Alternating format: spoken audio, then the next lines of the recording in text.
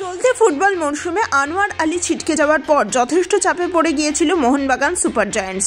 রক্ষণভাগে যথেষ্ট প্রভাব পড়তে থাকে প্রত্যেক ম্যাচে, যার দরুন এবছর এএফসি কাপের গ্রুপ পর্বের শুরুতেই ছিটকে যেতে হয়েছে কলকাতা ময়দানের এই প্রধানকে, যা নিয়ে প্রচণ্ড হতাশ ছিল দলের সমর্থকরা।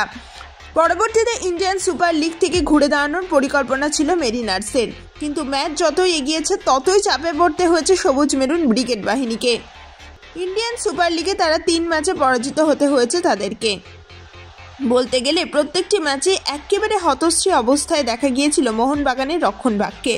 আসলে আনোয়ার আলীর অনুপস্থিতি দলের মধ্যে যে এতটা প্রভাব তৈরি করবে সেটা হয়তো আগে কেউ ভাবতেই পারেননি।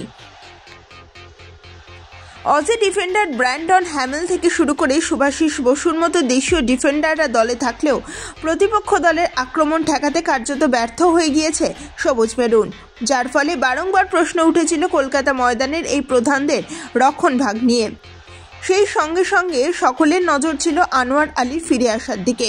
প্রতীক্ষার অবসান ঘটিয়ে গত কয়েকদিন আগে শহরে এসেছিলেন পাঞ্জাবের ফুটবলার।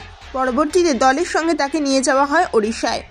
দলের সঙ্গে তাকে অনুশীলন করার সুযোগ দেওয়া হলেও এবারে সুপার কাপে হয়তো কোনো ম্যাচেই তাকে আর দেখা যাবে না। পাশাপাশি এইবারের উইন্টার ট্রান্সফার উইন্ডোকে কাজে লাগিয়ে সমস্ত ভুলভ্রান্তি শুধরে নেওয়ার চেষ্টা করছে ম্যানেজমেন্ট। এক্ষেত্রে তাদের নজর গিয়ে পড়ে হায়দ্রাবাদ এফসি দলের ফুটবলার চিংলেসানা সিংয়ের দিকে।